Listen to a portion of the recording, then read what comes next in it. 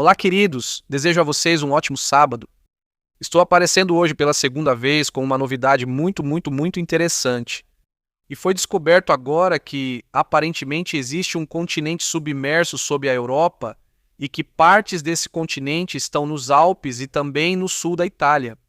Agora precisamos primeiro entender o contexto, por que isso foi descoberto dessa forma e como isso aconteceu.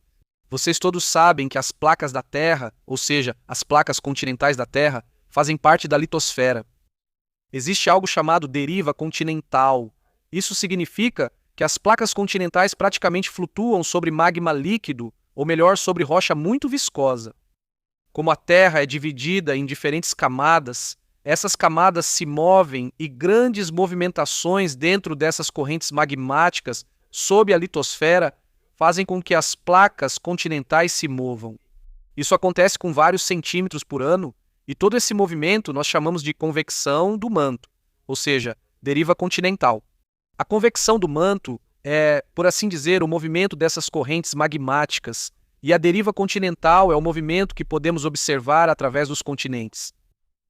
Essa teoria foi proposta por Alfred Wegener, mas hoje em dia já foi comprovada, pois, com base em dados de GPS, foi possível demonstrar que os continentes realmente se movem alguns centímetros por ano. Agora, da Espanha até o Irã, cadeias de montanhas, camadas de rochas e todo tipo de coisa foram analisadas e descobriram que aparentemente existe um continente perdido que existiu há cerca de 140 milhões de anos. Há 140 milhões de anos, devido à deriva continental, o mundo era muito diferente do que é hoje. Ou seja, por exemplo, a América do Norte ainda estava muito próxima da Europa, e com o passar do tempo, a América do Norte foi se afastando cada vez mais da placa europeia. Mas o fato é que esse novo continente ficava entre a Eurásia, a África e o Oceano Atlântico. A Península Ibérica também estava por perto.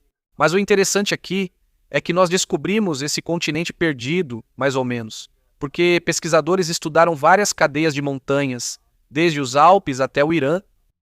Por exemplo, descobriu-se que esse continente, ao longo da deriva continental, acabou indo para debaixo da Europa, e provavelmente é um dos responsáveis por fazer com que os Alpes tenham se elevado, porque as cadeias de montanhas são um sinal dessa deriva continental. Quando uma placa passa por baixo da outra, cadeias de montanhas são formadas, e foi descoberto que partes dos Alpes, ou seja, partes das rochas dos Alpes, vêm desse continente perdido. E também foi descoberto que partes da Itália são formadas por esse antigo continente. Esse continente foi chamado de Grande Adria, ou seja, Grande Adria. Esse continente separava vários oceanos uns dos outros. Naquela época, tínhamos vários oceanos. O Oceano Atlântico, que conhecemos até hoje, já existia há 140 milhões de anos, mas era um pouco menor. E, à medida que a América do Norte se afastava da Europa, o Oceano Atlântico foi aumentando de tamanho, mas o que tínhamos ao sul da Europa era o Mar de Tétis alpino. Tétis, ou seja, a Tétis, foi há ainda mais tempo um oceano quase global. A leste dessa Grande Adria, ou do continente de Grande Adria, existia o Oceano Neotetiano. E esse continente separava mais ou menos os dois, e dois estreitos, por assim dizer, faziam a ligação entre o Mar Alpino e o Oceano Neotetiano.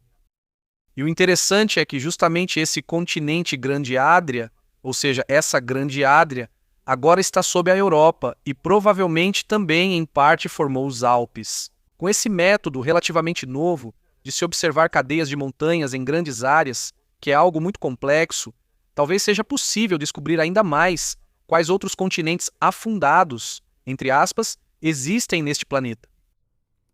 Nesse sentido, acho que certamente ainda vamos encontrar alguns continentes que hoje nem sequer consideramos, e talvez até outras partes da Europa sejam formadas por continentes perdidos. Desejo a vocês um ótimo sábado, fiquem bem, vivam com gratidão e em paz. Tchau!